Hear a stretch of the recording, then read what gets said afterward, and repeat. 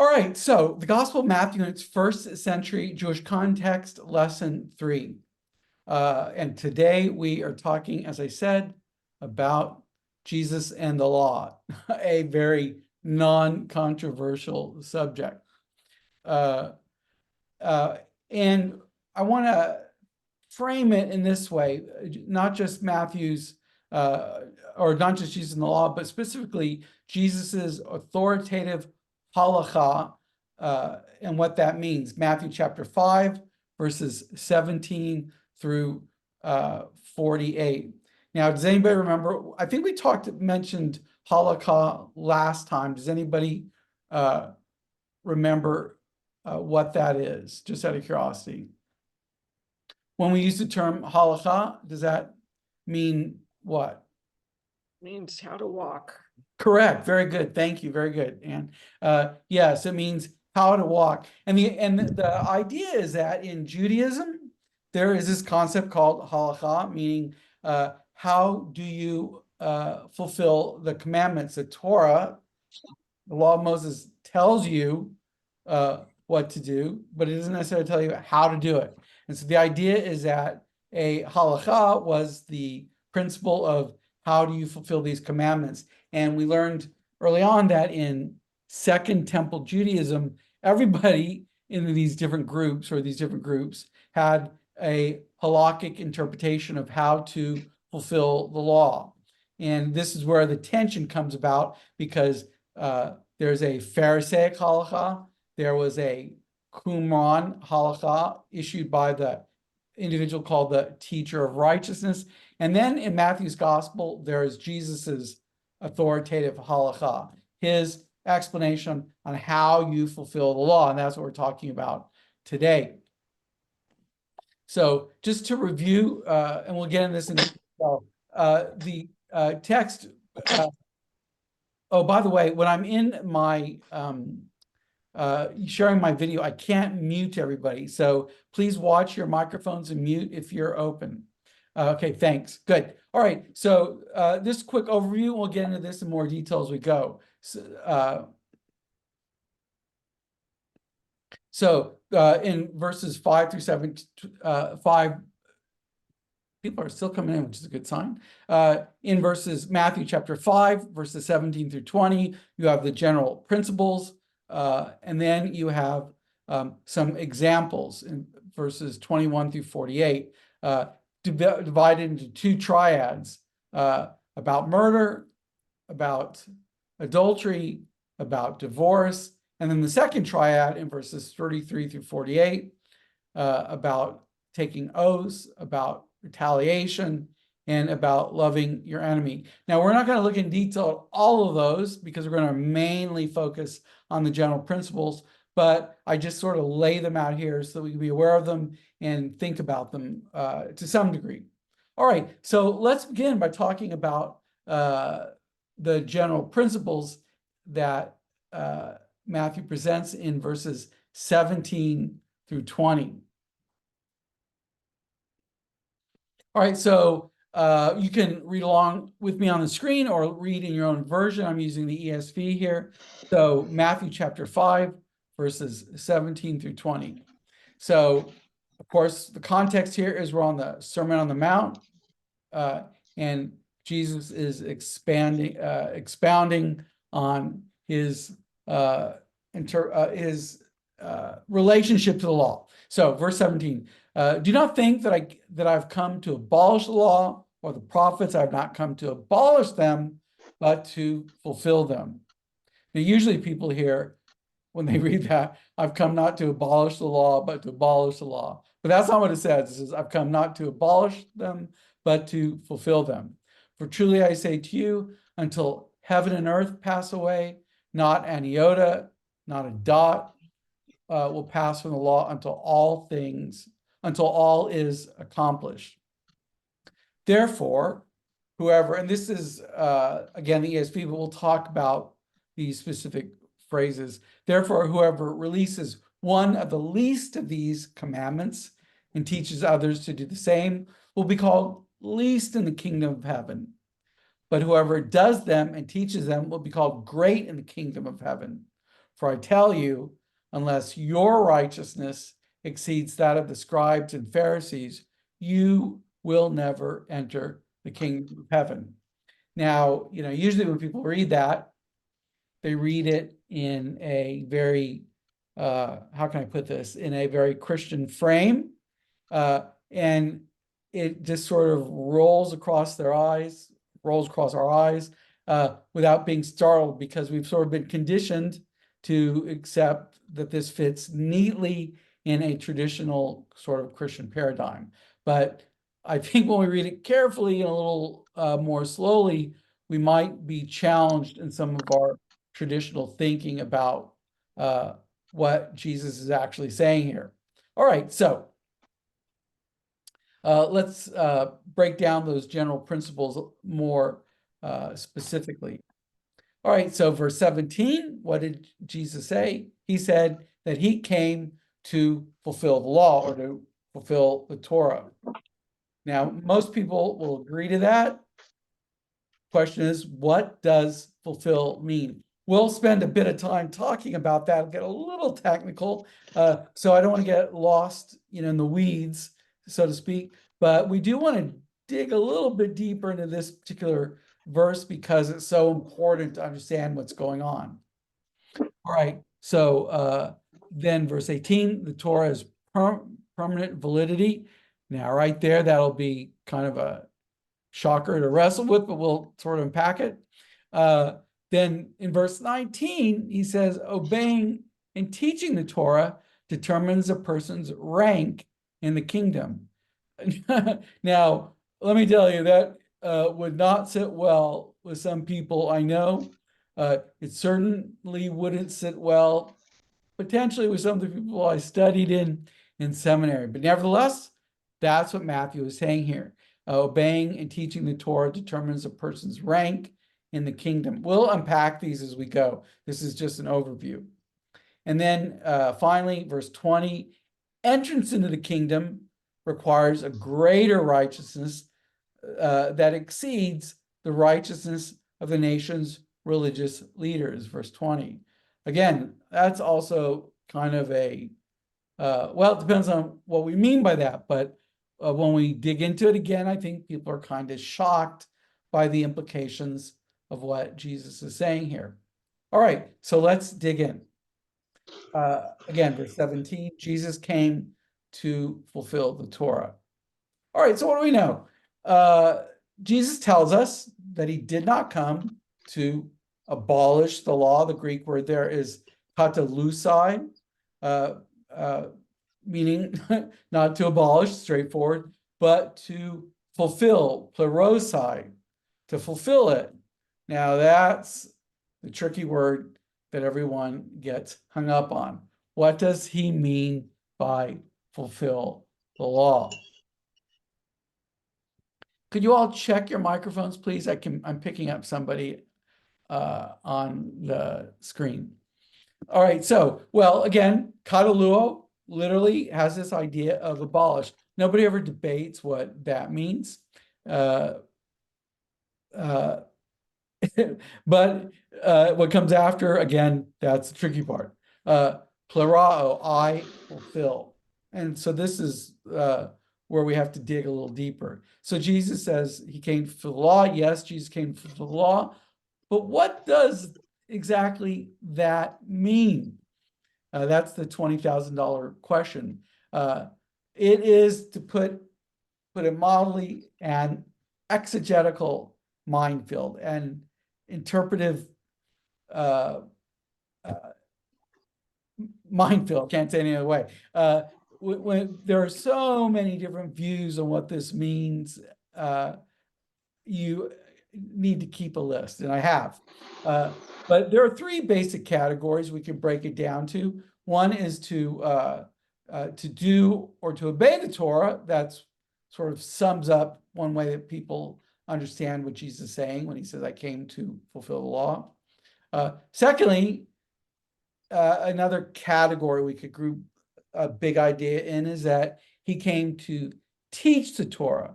But exactly with what intent did he come to teach the Torah? Well, there are multiple subcategories we could break it down to.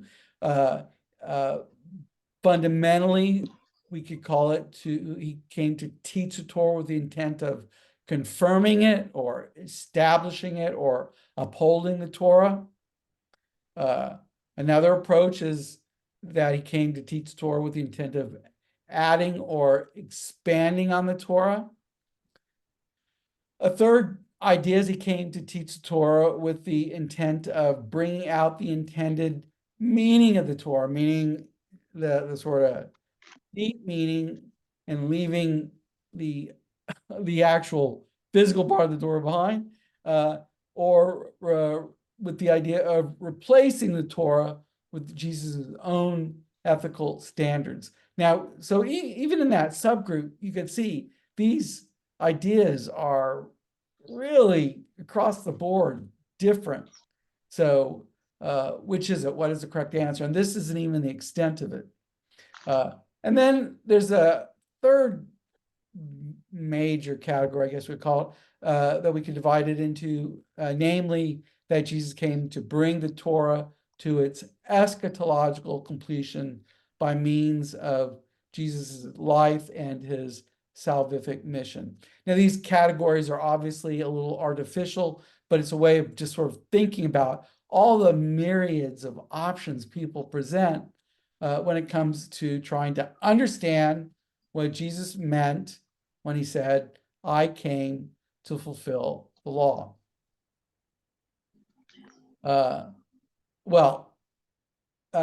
What's the right answer? Well, there are conflicting exegetical options, to put it mildly.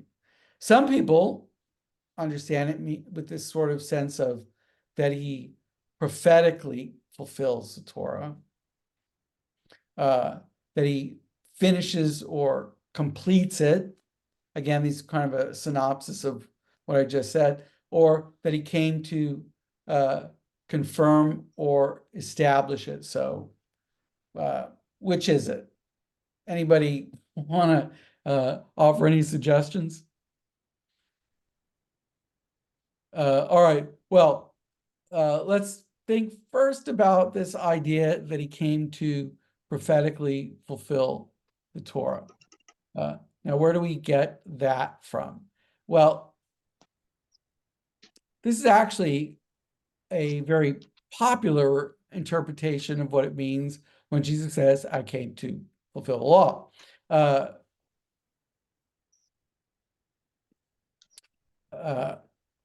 Matthew, the reason for that is that Matthew uses this word plerao 16 times in his gospel, 13 of which have to do with biblical fulfillment.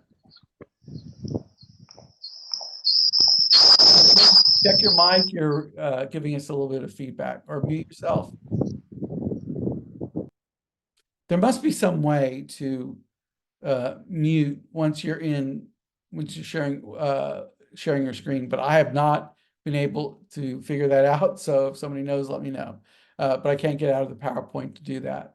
All right, so Matthew uses plerao, as I said, 16 times, 13 of which have to do with biblical fulfillment. So it makes sense that you'd say there is a prophetic emphasis here. Now, 10 of those fulfillment citations, uses of plerao occur in these editorial fulfillment formula quotations that we talked about, for example, last week. So 10 of them in the editorial ones, and then 3 occur in the words of Jesus. So they're all within the framework of somehow fulfilling the Hebrew Bible on a prophetic level. So, of course, it makes sense to say the same is happening here. So should Matthew's eschatological and prophetic use of plerao elsewhere inform our understanding of how he uses it here in Matthew chapter 5, verse 17? Now, many people say, yes, absolutely, it does. It seems unlikely, though, that he would use such a theologically charged word. Actually not, though. It seems unlikely that he would use such a theological charged word without deliberately intending to do so. In other words, he's used it in all these other verses to demonstrate that Jesus prophetically fulfills these Hebrew Bible quotations. So if he's used it there, wouldn't it stand to reason that there's some connection to it here as well? But that said, the passage is not about prophecy. It's about Jesus' teaching regarding Torah ethics, not about predictive prophecy.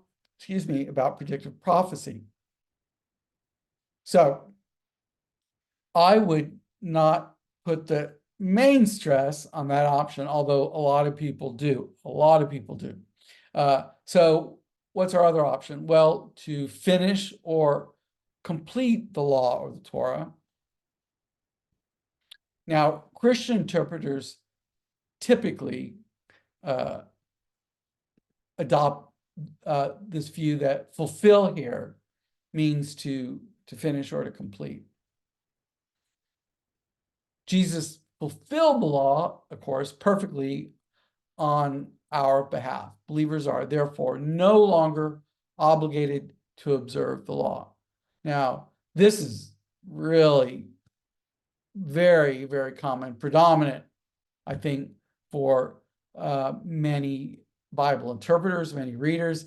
Of course, it sounds like we're channeling Paul here. I don't think that's what Paul actually says, but that sounds what many people think Paul is saying. But this is supposed to be about Matthew, not about Paul. Nevertheless, this is a very typical view for a lot of people. Now, while it remains, and so again, continuing with this stream of thought, while it remains an invaluable source of instruction and wisdom, the idea goes the commandments of the Torah are no longer binding and have no direct application in the life of the believer. So according to this view, when Jesus states that he came, quote, not to abolish the law to fulfill it, he actually means he came not to abolish the law, but fulfill it and thereby abolish it. Do you get it? So he came, he says, not to do away with it. He came to fulfill it, but having fulfilled it, and now he's abolished it. So when you say it like that, it seems contradictory, which it is. But nevertheless, that's the view that a lot of people take. All right, any questions, comments so far? Okay, so continuing, this interpretation, I would argue, is not viable. It doesn't float. It not only contradicts what Jesus has just said, that he did not come to abolish the law, it also is inconsistent with what follows in verse 19, where he instructs his disciples to do and teach what the Torah says. So for that reason alone, I wouldn't accept this position, but nevertheless, a lot of people want to go with it. Well, so there's a third option, and namely, it's this idea that he came to, by plurao, he means he came to confirm, to uphold, or to establish the Torah. Now, the main issue here concerns the question of what Hebrew word stands behind the Greek word plurao in verse 17. All right, so again, it's getting a little technical. Is everybody with me? I know it's sort of digging in the weeds, but it's really an important weed to dig into to sort of understand what's going on. All right, so going on. So if you have any questions, jump in. So the main issue here, again, concerns the question of what Hebrew word stands behind the Greek word plurao, the idea being that the language Jesus is using reflects the Septuagintal use of the Greek, the Septuagint Bible, the Greek standing behind it. All right, so Now, many commentators who support this interpretation maintain that the Hebrew verb kum, which means to rise, to get up, to stand up, is the most likely candidate. Now, so this is I promise we'll come out of the weeds here, but the hifil, which is a Hebrew tense, the hifil form of the verb kum, hakim, means to erect or to establish or to confirm, or hakim, sorry, I mispronounced that, means to erect, to establish, or confirm.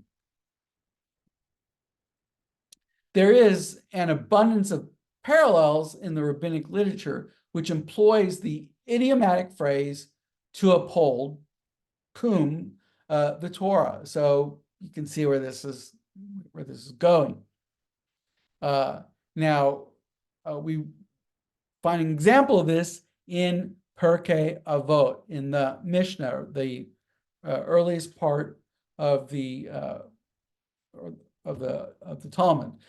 So Rabbi Yonatan says, whoever, and I'm quoting here, Rabbi Yonatan says, whoever upholds kum, or the form of that verb, upholds the Torah in poverty, will ultimately uphold, again, kum, it in wealth. And whoever nullifies the Torah in wealth will ultimately nullify it in poverty. So you have this idea of upholding it, kum, and abolishing it or nullifying it. Now, critics argue that the use of kum in the rabbinic parallels is basically irrelevant to the discussion. Like, why are you bringing it up? They correctly point out that the Septuagint, again, the Greek translation of the Hebrew Bible, never uses plerao to translate the Hebrew verb kum. So the argument is, why would you assume that in verse 17 of chapter 5? The LXX instead uses the Greek verb histemi, meaning to stand, uphold, and confirm, which is what we'd be looking for. The Septuagint does, however, very often use the verb plerao, which means to fulfill, to fill up, to complete, to translate not plerao, but the Hebrew verb malah. Malah also means, interestingly enough, to fulfill, to fill up, and complete. So again, the idea is, if that is what Matthew is looking for, he chose the wrong Greek word. Well, so critics thus argue that malah, not kum, stands behind Matthew's use of plerao, and that Jesus, quote, fulfills the law, not by confirming and establishing it, but by bringing the Torah to its completion. Moreover, they argue, it's claimed that the verb malah does not carry the meaning of to confirm or to establish. The critics are correct that malah provides the background for Jesus's use of plerao. They are incorrect, however, about the term's range of meaning. The verb, there are, in fact, several examples where the Septuagint translates the verb malah by plerao, and it clearly means to confirm, establish, or make certain. All right, so let me give you a couple examples of that. And so we can look at 1 Kings chapter 1.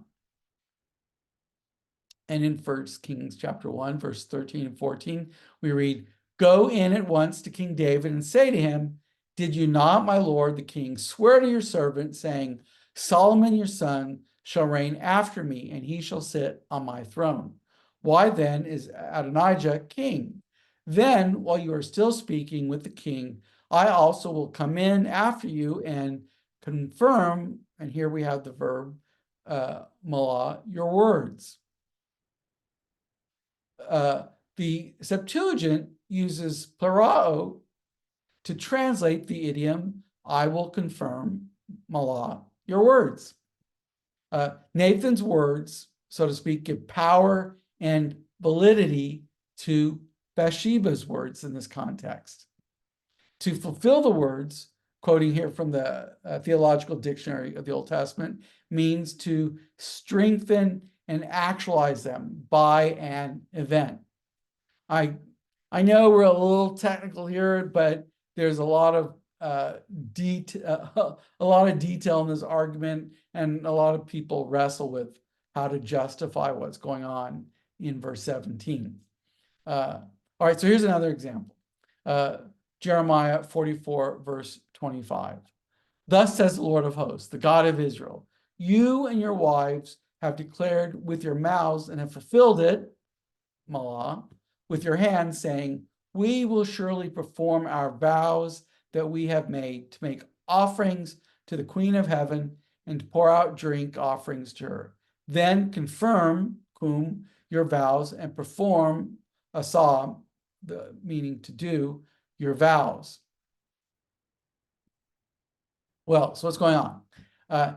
So what we have here in Jeremiah chapter 44, verse 25, is an exact parallel between Jeremiah 44, 25 and Matthew 5, verses 17 and through 20. So here's what I mean by that. So you have Malah, to fulfill, and Asah in Jeremiah. And in Matthew, you also have, or to fill and to do. And in Matthew, you have a similar idea, plurao, to fulfill, and to do, poieo. So in the Jeremiah passage, it is clear that to fulfill Malah with one's hands, what has been spoken by the mouth, is to perform it, asah, to do it, to perform the vow, and thus confirm it. And I didn't, I should have given a reference to that. I'm drawing upon the commentary here on Matthew by Tim Hegg. All right, well, the point here is this. In 1 Kings chapter 1 and in Jeremiah chapter 44, Malah does mean to confirm, in the sense of bring into action or cause it to be performed. That's the point. This corresponds with Jesus' statement that he came to fulfill the law. He did not come to abolish the law, but rather to confirm it, to cause it to be performed. Jesus confirms the law. He causes it to be performed by means of presenting his own authoritative interpretation of the law, his own halakha. All right, so that was way more technical than I should probably go, but it's important. So any questions or comments before we go on? Yeah, I have a question about, so we're talking about the Hebrew basis for the word fulfill, Right. the Greek word. So are we sure that there was a Hebrew basis? Was it Aramaic? Do we know that? Do we know that there was a Hebrew word? Good question. I'm not arguing that there was was there a Hebrew manuscript of Matthew? Is that your point? Are we saying that there was an original Hebrew word that has been translated into the Greek word that we're now talking about the meaning of? Is that what we're saying? In verse 17? Yeah. Yeah. Well, no, that's not my argument. My argument is that that Matthew's use of Malah is justified because, it's not all over the place, but we can find examples of using plurao in the Septuagint to have this idea of confirming or establishing. That's the only point I'm making. I'm not arguing for an original Matthew in Hebrew. There are people that do argue that, but I'm not doing that. Okay. So yeah, good question. Thanks for bringing that up. The only point that I'm making is that, or that Haig makes in his commentary, is that it's not true to say there's never a case where plurao is not used to translate Malah. So it's, it's again, digging in the weeds a little bit, but it's an important point to make. So there's justification for it. That's my point. Good question. All right, anyone else? Okay, so, all right, so there's another option that people draw upon, this idea of eschatological fulfillment. Jesus fulfills the Torah by doing it and by authoritatively interpreting it. Simultaneously, though, and without minimizing the term's primary connotation, fulfill points the reader to the Torah's eschatological and prophetic fulfillment in the Messiah. Now, so this is an important distinction I'm making because some people want to say, yes, he fulfills it eschatologically, and they say that sort of wraps it up. That's not what we're arguing for here. He can fulfill it without eliminating it, is the idea. Eschatological fulfillment, however, is not a synonym for completion resulting in termination. So that's a big distinction from the argument who says, or the argument that says he completed it, thereby rendering it obsolete and irrelevant. All right, so that was verse 17. And on verse 17, everything else sort of hangs. But I think the important point is that he does fulfill it by confirming the Torah and upholding it, but there's also an element of eschatological fulfillment here, without in any way implying that he somehow terminated the Torah. That's my point. All right, any questions about that? Are we clear? It's really important that we're clear on that. I have a question. Sure, go ahead. You keep saying that it says the Torah, but the scripture says it's to destroy the law or the prophets, which usually refers to the whole Tanakh. So how come you're saying it's specifically the Torah? Well, you can use the Torah in a general or specific way. And here I'm using it in the sense of the law of Moses, but I could use it in, I could just say the law as well. So I'm using it just sort of in terms of Jewish familiarity with using it in that way. But you're right, it can refer to the whole Torah, but not necessarily. But to be clear, I'm talking about the law of Moses. So, yeah, good point to bring up. But yeah, but specifically, we're talking about that aspect of it relating to the commandments that God gave to Israel to keep. All right, good. Did you want to add to that? Well, but I guess that's the point. God gave them to Israel to keep. Yes, he did give them to Israel to keep, right. Right, not necessarily to Christians. And I That's don't right. mean And so you're getting good point to bring up. But then we have to parse exactly what we're talking about. So as we said in our first lesson, who is Matthew's audience? He's writing to these Jewish. Sorry, it's hard for me to mute the group when I'm sharing, so I need you to keep an eye on that. All right, so where were we? Going back to your question. Right, we're talking here about Matthew's community, and they are Jews who are, this concept of Christians isn't even on the horizon. They are living life as Jews, and that's their world. And so you're right, he is talking to Israel. Mm-hmm. Okay. But yet Jesus did come to fulfill this stuff. I mean, there would be no more atonement because he did the sacrifice. We don't need to offer the sacrifice. Even the Jewish people, though they could continue to do that, they would not necessarily have to do that. Well, so we'll see about that as again, I know this is kind of a paradigm shift to think about, but this is traditionally what we read or Mhm.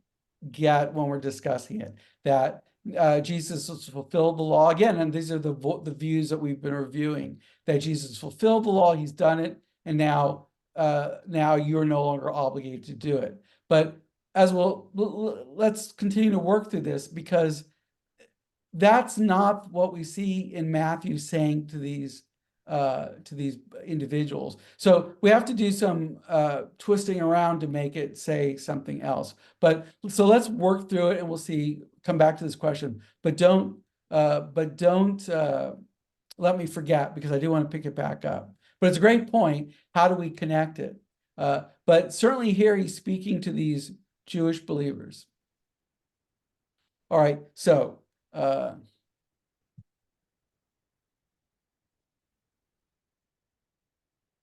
right, so, and that brings us to verse 18. So he says the law will remain valid until heaven and earth pass away,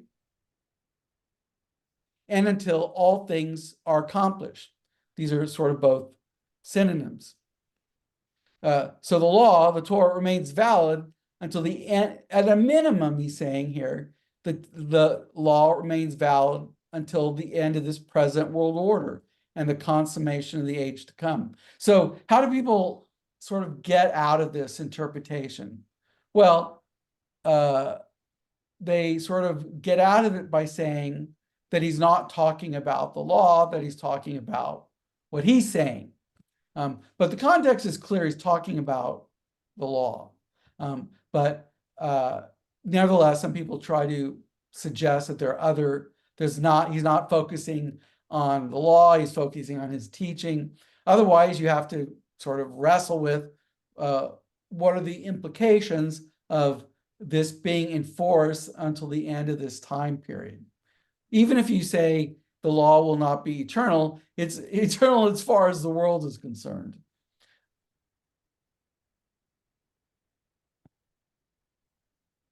No, go ahead. Go ahead. What are you thinking? Well, obviously, heaven and earth has not passed away, Right. but until all things are accomplished. But there are some things that are in the law that have been accomplished, right? We don't require those sin sacrifices anymore. Yeah. We don't have a temple. We don't have a priesthood.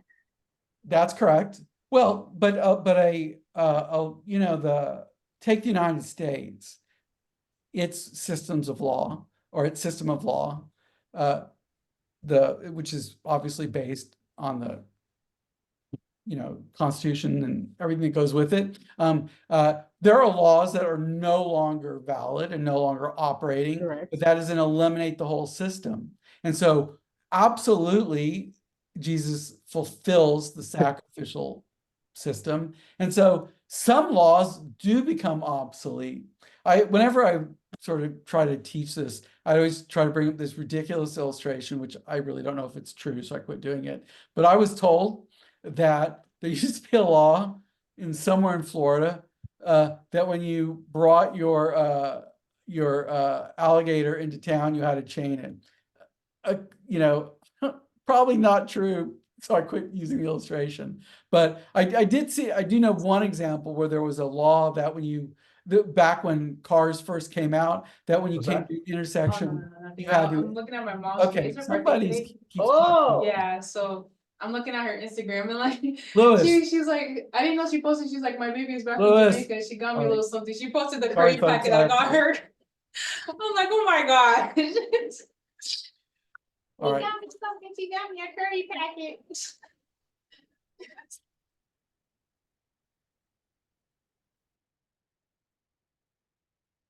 Sorry. All right. I think we're good.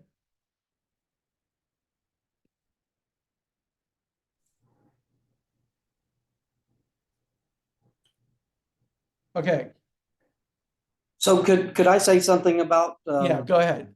Sure. So is there a portion of what we're considering the law? Is there a spiritual aspect to that also? And I say that because if you think about even the act of circumcision, we're told in Romans, that it's not a Jew who is one outwardly, but one inwardly. And circumcision is not one that is outwardly, but it's of the heart. So is there a spiritual aspect of that as well as the physical aspects of the law? And, maybe people aren't required to keep the law for righteousness' sake, but what about just out of honoring God? Well, so let me be clear. We're not talking about, and we're just working through the text. So there are a lot of implications that we have to talk about as we work through it. But from the perspective of being a believer, the sacrificial aspects of the law, as we just said a moment ago, have been rendered obsolete. But for Matthew's audience, the law remains, as we'll see in a moment, valid in terms of lifestyle. Yes, but it's an artificial distinction in a certain way to separate, the physical elements of the law from the spiritual aspects of the law if you were supposed to keep it. Traditionally people try to think about the law in the old quote unquote Old Testament, the ceremonial law and the moral, the divided up the ceremonial law, the sacrificial elements, or the civil law. I'm confusing that actually right now, but you can't really break it up, is my point. If you fail to keep any part of the law, it had moral implications attached to it. So, let's work through what he says and we can review that question. But am I on track with what you're asking? I'm not sure if I am or not. Rick? Yeah, sure. I've just appreciated the discussion on it. This is Yeah, no, I want to interact with what you're saying. Is there's certainly a spiritual aspect to it, but all we've established is that he's saying that this is what the expectation is for you as a part of the nation of Israel, to keep the commandments as Jesus interprets it. And why is Matthew even including this in his gospel? The answer to that is because there were those who were accusing Jesus of being antinomian, of not keeping the law and teaching others not to keep the law, which is why Matthew's included it in his gospel. So, and this will become more evident as we go, but good point. But let's continue with that. If I don't circle around to that again, bring it up because I do want to address it. All right, but so continuing on what we said, so he says, until heaven and earth passes away, and until all things are accomplished, the law will remain valid. So the law remains valid until the present world order ceases. Now, you don't get this every Sunday in church. It's kind of a shocker for most people, to be honest, to think about it in these terms.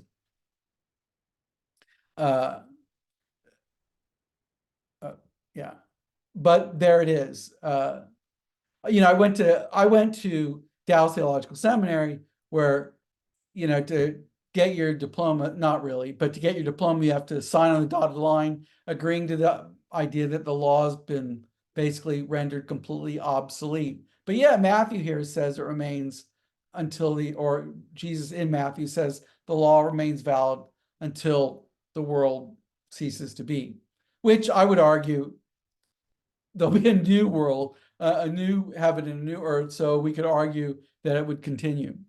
All right. So third point. Now, if you think, Christine, if you think the law, that point was controversial on that other point, it's even more controversial here, because what has he said? Verse 19, obeying and teaching the Torah determines a person's rank in the kingdom. To abolish the Torah, to abolish the law and teach others to do the same is what is expected. The verb luo here is sometimes translated to set aside or relax, which is how the ESV translated it. However, in context, the force of the verb is much stronger. Some translations use break, which is more accurate. However, when referring to the law, luo is usually synonymous with its cognate kataluo, which we have in verse 17, and means to abolish. So he says to not do the law and teach others to do it is to literally abolish it, is to break it on that level. So to abolish the Torah, teach others to do the same, is a ongoing issue. Thus, whoever abolishes one of the least of these commandments and teaches others to do the same will be called least in the kingdom of heaven. And failure to teach others to obey the law harms both the one whom it is taught and the one who teaches it. And the idea is that God will punish those who minimize the importance of any commandment, a principle that we also see articulated in the Mishnah. In Mishnah Avot 2 verse 1, it says, "Be heedful of a light commandment as of a weighty one, for you do not know the recompense of reward of each commandment." So fundamentally, we have the same idea here in verse 19. Now, this is where I think people in the pew will really squirm, because this doesn't match very well with this traditional Reformation theology of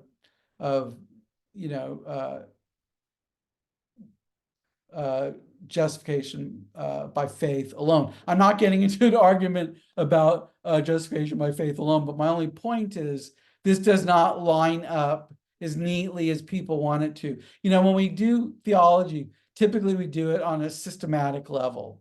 In other words, you're flying high over the terrain, you're looking down the Bible, and everything is the terrain is smooth and even. But when you're flying lower and you're looking at the text doing biblical theology, there's a lot more contours and a lot more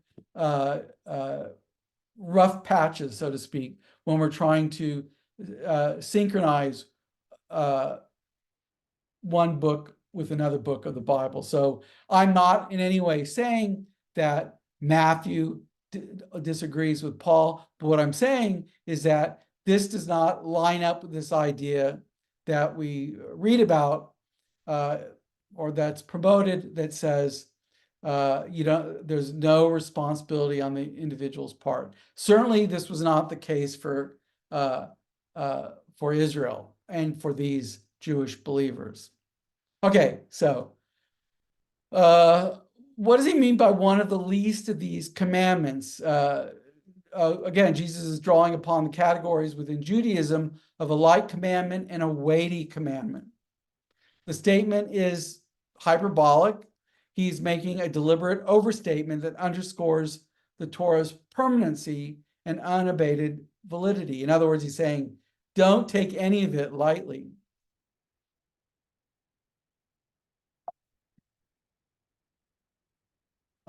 His point is that commandments must be respected and obeyed, the whole thing. So, in other words, there are commandments, specifically the sacrificial commandments, obviously, that are obsolete. So, in that sense, not every commandment must be obeyed, but the Torah as a whole must be respected and obeyed. He's not making a comprehensive statement about the Torah, about the believer's relationship to every specific detail of the Torah. All right, so the verbs luo and didasko, to teach, in the first clauses are paralleled in the second clause by the verbs poieo and didasko. The antithesis of abolishing the Torah is doing the Torah. So the idea is whoever abolishes one of the least of these commandments and teaches others to do the same will be called least in the kingdom of heaven.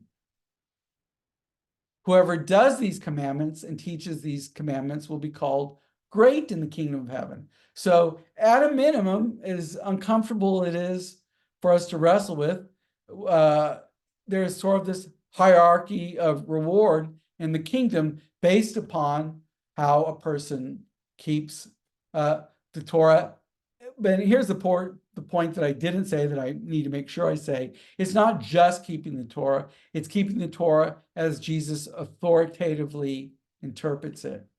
Here's the point. A person's rank in the kingdom is determined by the degree to which they obey the Torah as Jesus authoritatively interprets it and teaches others to obey the Torah as Jesus interprets it. So this is, without question, a theological challenge and a paradigm shift. So I said I wanted to go back and pick up what Rick, what you mentioned, and Christine, thoughts or comments. I know it is not what we usually are used to. I have a question about the period between Jesus's resurrection and the destruction of the temple. A lot of our relationship to the law is simplified a lot by the fact that there is no temple. Right. And so what was the relationship of Jewish believers to the law in that period between Jesus' resurrection and the destruction of the temple? Was it different than, did that cause friction between the Jewish believers and Jewish people who didn't believe in Jesus? Was that a problem? Yeah, good question. Well, to answer that question, we would look at the book of Acts primarily, I think. And there, what do we see? We see believers functioning in the life of the temple. And I mean, Acts ends with them on the way to the temple to make a sacrifice. Now, of course, by the way, I just want you to know, I figured out how to solve the problem of muting people in PowerPoint. So sorry for all that stuff earlier, but it won't happen again. Bear with me. Okay, so as I said, in the book of Acts, we see these Jewish believers, we see Paul in particular, fulfilling sacrifices in the temple.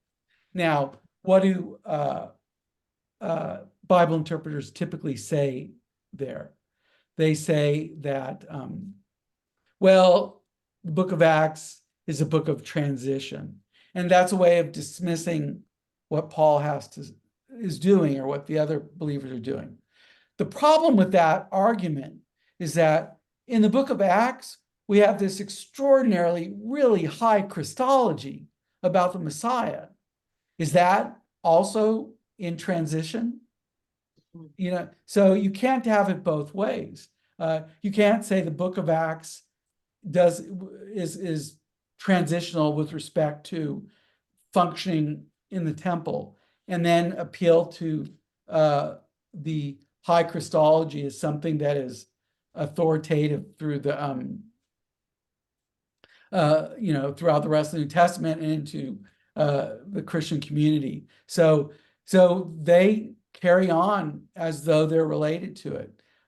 So that is another discussion you carry on in the context of the early community of believers. And Christine, to your point, you were asking about, how does this relate to non-Jews, to Gentile believers who come to faith? Well, this is one of the questions that people are wrestling with and always asking and saying, how do they relate? And did Matthew expect Gentiles to keep the law? Well, the argument can be made that he's not addressing the Gentiles, but others do say that he is.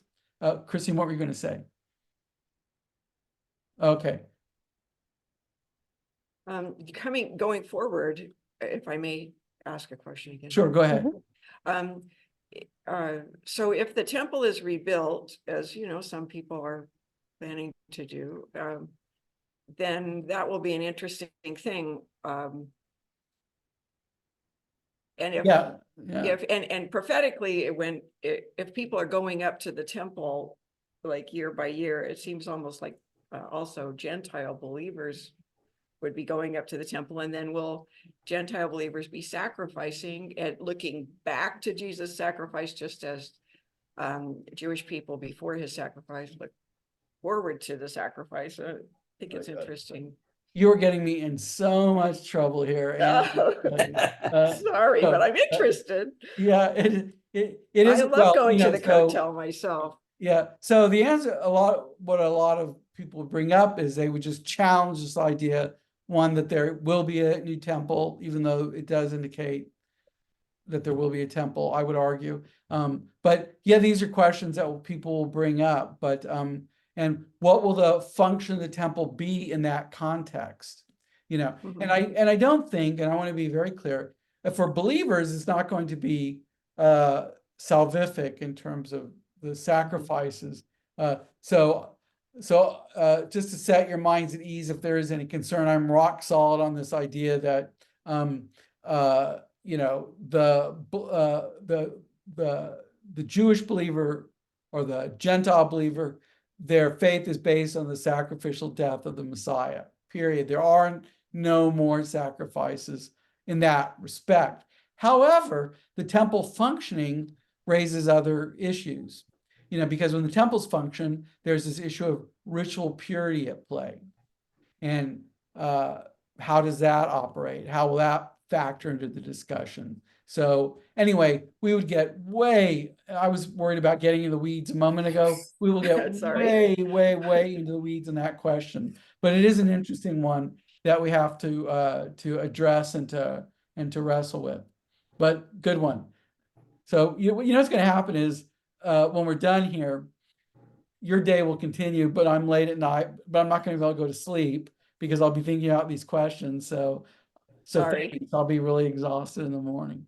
But okay, good. All right, so let's continue. But great point. But it is a huge paradigm shift to wrestle with this. And so, you know, at the end of the day, Matthew, which I do argue, obviously was for a Jewish audience exclusively, if not with, you know, there may have been Gentiles there, but I think the main audience is obviously Jewish. But it does become part of the Christian canon, the whole Bible. And so it's relevant for everybody. And so how do non-Jews wrestle or wrestle with it or make application from it? That's part of the challenge of using these texts. But you know, it works the other way too. The book of Galatians was not written to Jews, but it's still applicable to Jews in terms of being part of the New Testament and, you know, part of the whole canon. So it depends on what level we're thinking. When we're thinking on the level of the whole New Testament, or just strictly in terms of the letter or the book. So, you know, you need like 10 more weeks to unpack all this, but we don't have that much time.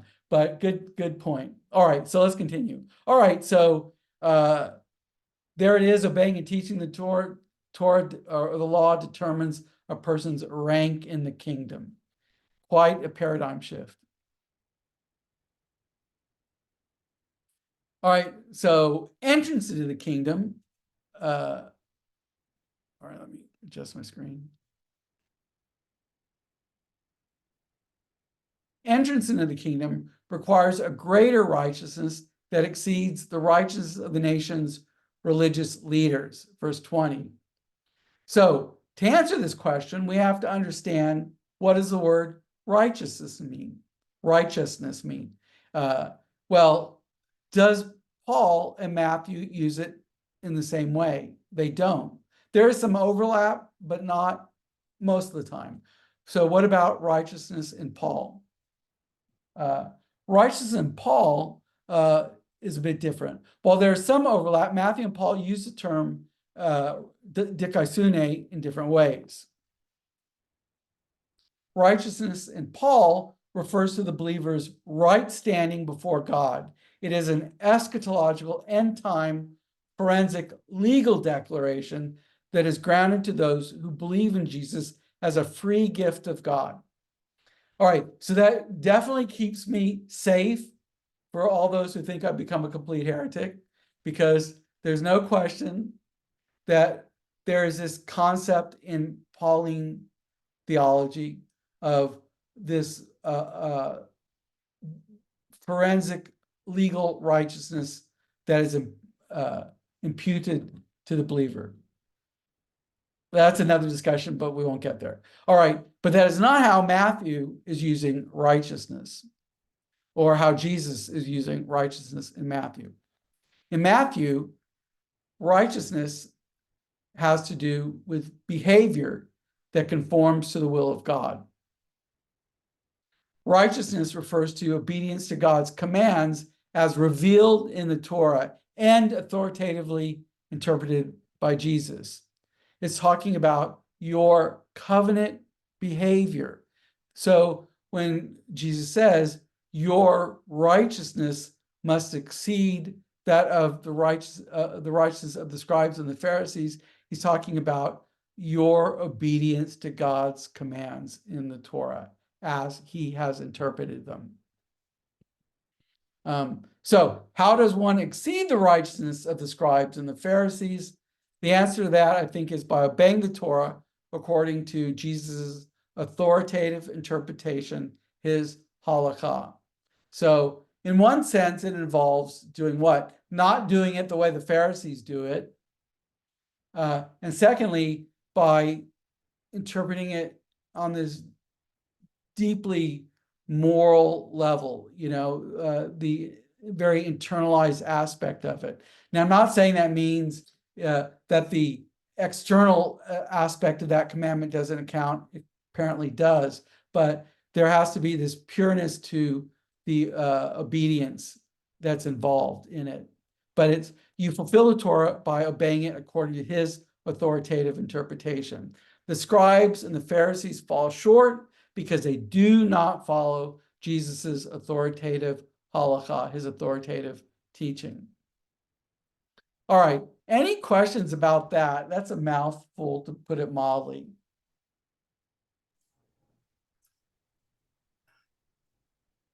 Rick, did you have any? I just have an observation and a question about just that statement, that entrance into the kingdom requires a greater righteousness that exceeds, that's better than, or more than the righteousness of the nation's religious leaders. Is it possible that that can be describing the fact of the nation's leaders at the time keeping the Torah and the law as they did, and that there was going to come a greater righteousness, a greater fulfillment, that being Yeshua, that would come? Well, good question. I think in this context, he's giving the Pharisees a backhanded compliment, right? He's saying they are righteous, meaning what? Meaning they keep the Torah extremely well in terms of its, at least on the level of its external application. They do obey God's commandments and they do it well. He gives them this backhanded compliment. But there's something wrong with what they're doing. One thing that's wrong with what they're doing is they're not doing it the way he's stipulating it. He certainly intensifies the commandment. He says it's not enough that we'll see that in a moment. He says it's not enough that you don't get angry, or that you don't murder somebody. You can't even get angry at somebody. So he's certainly intensifying it. It's more than that, which is what causes all the struggle of trying to wrap our head around what he's saying. It's certainly saying that the righteousness that Yeshua requires exceeds what they're doing. So it just in that thought, at best, if they kept the law to the very best, would that have gained them entrance into the kingdom? Or is he saying there that no matter what you do, even at your very best, keeping those laws is not going to get you into the kingdom. It's going to require a greater righteousness, a greater way, means into the kingdom, which, you know, I'm saying that with my thoughts on Yeshua. Right. Well, I think, you know, this is a difficult sort of text to explain on one level. I think he's saying that what's coded in this phrase is that he's saying that, you know, you can, you know, the Pharisees were quite expert at fulfilling the minutest detail of the law, so that they're at least on an external level, but he's teasing out what the implications of that fulfillment is. So it's really, I mean, the key, I think, is that he's saying that you must submit to the Torah as I explain it to you. That's the main point. That, I think that's why their righteousness is inadequate. There's sort of like a element of the sectarian aspect to it, is that just like in Qumran, you had to obey the teacher of righteousness's interpretation of the Torah. Jesus in Matthew is saying, you must obey my interpretation of the Torah. That was the key that made the difference. You know, nobody went around and saying, is there really a God, or do I really have to keep the Torah? Everybody said you had to keep the Torah. But the question was, whose interpretation of the Torah do you have to keep? And whatever the Pharisees did wasn't accurate enough as far as Jesus was concerned. I think that's the basic idea. I would could probably unpack it some more, but it would really be more time than I think we have to go there. But you know, this isn't the first time people have wrestled with what exactly that means. People have been trying to hash this out forever, but I think that's the fundamental idea of what he's getting at. Couldn't we look at Paul's life and what he himself said about his life as a Pharisee and then as a follower of Jesus, and kind of answer that question that way?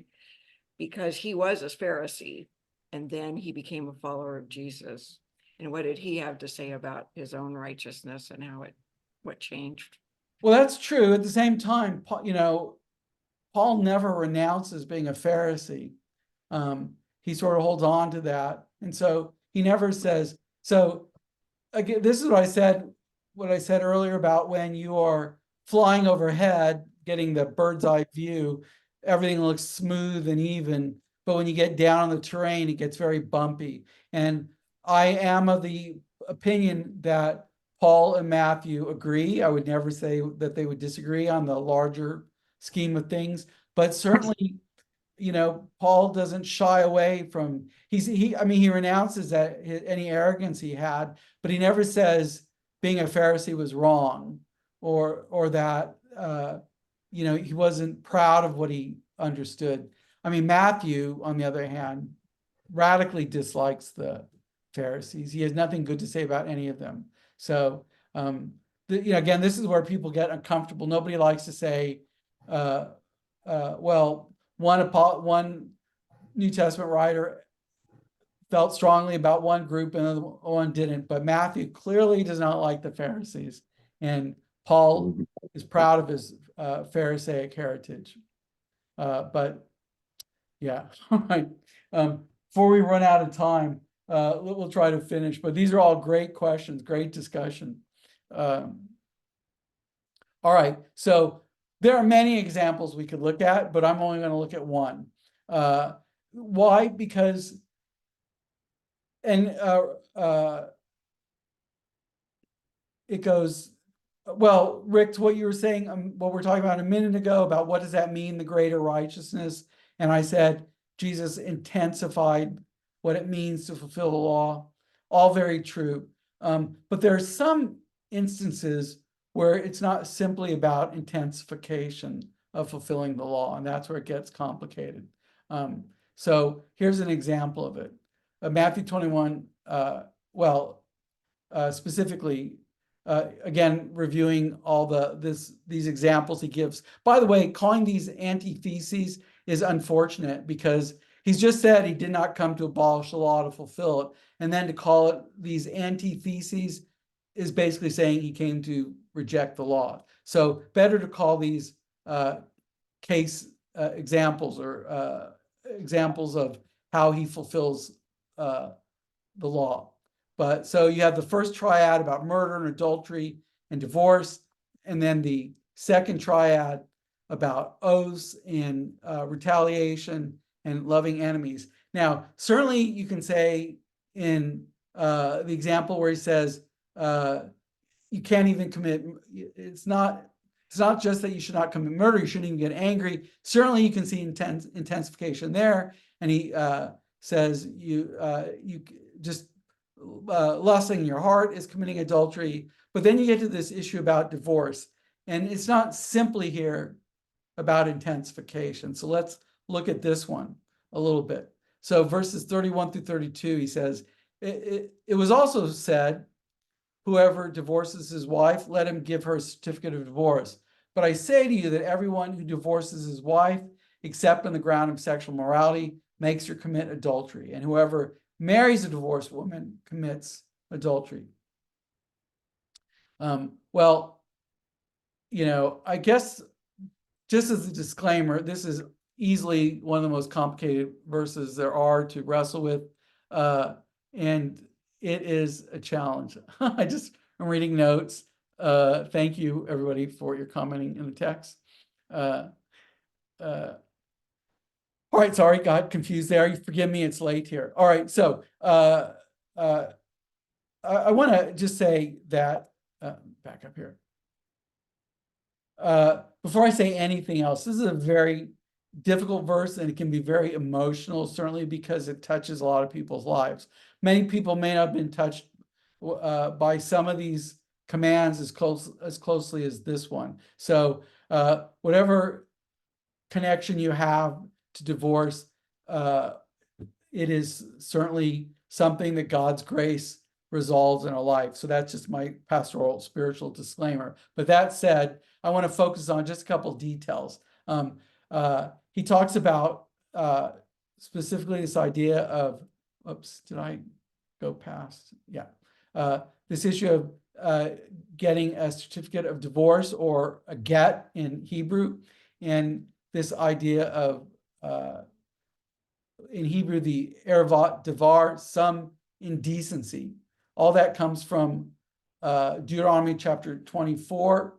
So let's look at it. But by way of introduction, in Matthew 19, verses 1 through 12, some Pharisees approached Jesus who want to test his halakha on divorce. There, as here, the Torah provision for divorce on Deuteronomy 24 is based on Deuteronomy 24, is presented as the basis for forming the current halakha. So you have to bring all this stuff into discussion when you're thinking about it. And so Deuteronomy 24, verse 1 says, when a man takes a wife and marries her, if then she finds no favor in his eyes because he's found some indecency, what does that mean? That's the $10,000 question. And he writes her a certificate of divorce and puts it in her hand and sends her out of his house, and she departs out of his house.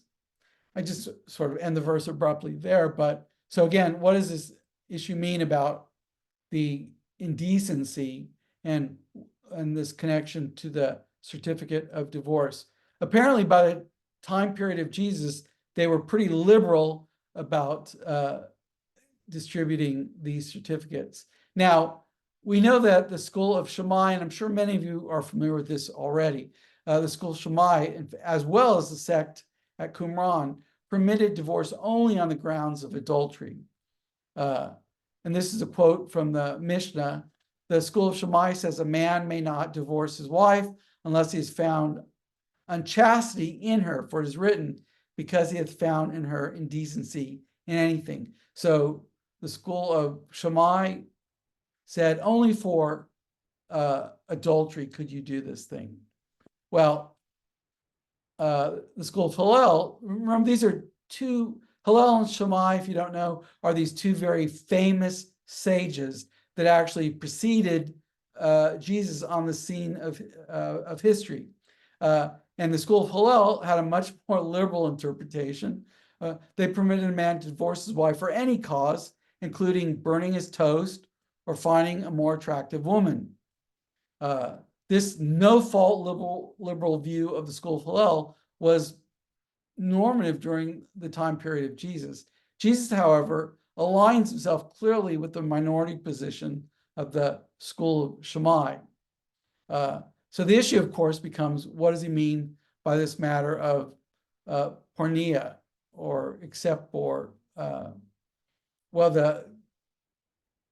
it's usually translated in English as immorality. What exactly does porneia encompass? There are a lot of different views, and I'm resisting getting to a traditional discussion. That was my main point. But this is the issue when unpacking this verse, because it provides the grounds for a valid divorce and the right to remarry. So Jesus is a very strict issue here. But there are huge questions we don't have time to get into in this discussion. But I think the point is he's talking about any sort of sexual activity not involving one's spouse. That's the point. Now, I'll just say this. This is the one example that is being focused on in Matthew's gospel. And the point was they were trying to test Jesus's halakha on this issue. But, you know, there are more complex issues related to divorce, and I don't think we should just end the discussion here, but we need to for our discussion. But there are, you know, I know many complicated issues that arise for believers on this issue about what to do in a marriage, and it's not an easy question to resolve, and so you have to deal with it carefully. But I think the main point is that they were testing Jesus if his halakha aligned with their halakha. But there are, I think, larger issues you have to talk about when you talk about divorce. So I'm being a little circumlocuitous here, but I think I'll just leave it at that for the moment, unless somebody wants to bring it up. It's a complicated debate. Okay, so one last point I want to make, and to further dive into the woods, Matthew 23, verse 23 says this.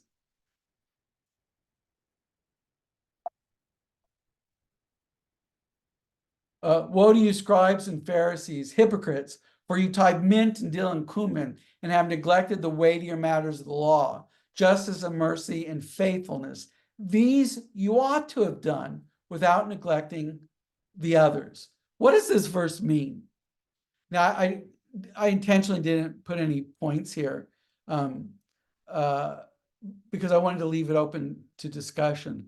But as you look at it, what principles would you extract from this? It's good to be very, very serious about following the law. They were examining the law and saying, does it apply to our herbs in our garden? Okay, And he's not saying anything against that, that's but he's Yeah. going down to the foundation, which he always seems to do. Like in the beginning, it was not so. God created male and female. He always goes back to the very bottom floor of building the house on the rock. right, exactly. By the way, since you bring that up, I should have added that. We didn't talk about divorce in Matthew 23 or Matthew 5. There's also the other text in Matthew 19 where he drills down to, this was the point why I brought up, sorry, I'm going to come back to this, but I want to clean up my other point. I may not post this video because it's got a lot of backing up, but the point I wanted to make there about the certificate of divorce was that by the time of Jesus' day, they were sort of using this certificate of divorce as, you know, sort of like just a rubber stamp to get what they want. And Jesus does drill down to this in Matthew 19 and saying this was a concession, and the real basis for the issue was Hard part. pardon? Oh, I thought Your somebody- heart. Yeah, right, exactly. Was, you know, that marriages should not be dissolved, and there's only this, he leaves only one real option here. And so then it gets in the whole debate about if it's a rubber stamp divorce, it isn't a real divorce, and that sets in the chain reaction of people being put in a situation where a woman could end up being divorced unjustifiably, and therefore wasn't a real divorce, setting in motion of chain of events. Anyway, I should have made that point earlier, but forgive me, it's late for me. All right, back to where we were. But as you were saying, Anne, right, he does drill down to the heart of the thing. But what I want you to notice is this: where in the Bible do we find regulations about tithing mint and dill and cumin? It's not specifically mentioned. That correct? It's not at all. This is a Pharisaic, apparently, rule or regulation. But what does Jesus say? He does say these things you ought to have done without neglecting the others. So he does relativize it. He does say that the weightier matters of the law are more important: justice and mercy and faithfulness. Those are really important. But at the same time, he says you shouldn't have neglected these lesser things. Now, my point is that here we have Jesus endorsing, or at least tacitly respecting, these non-biblical rules about tithing. So it just sort of upsets our apple cart a little bit when people create this picture of Jesus as not recognizing the ongoing validity of the law, or even here in this example, recognizing the authority of the Pharisees. At the beginning of Matthew 23, Jesus has told his listeners, whatever the Pharisees say to you, do and keep.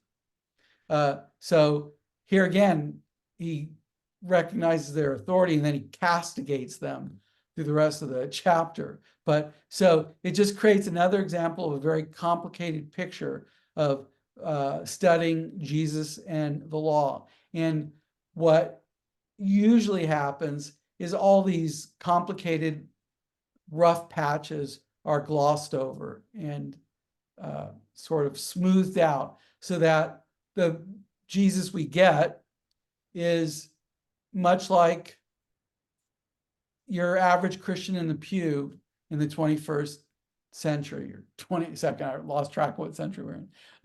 But when we look more carefully at the text, he doesn't fit neatly in a church pew. He fits in a synagogue in the Second Temple period.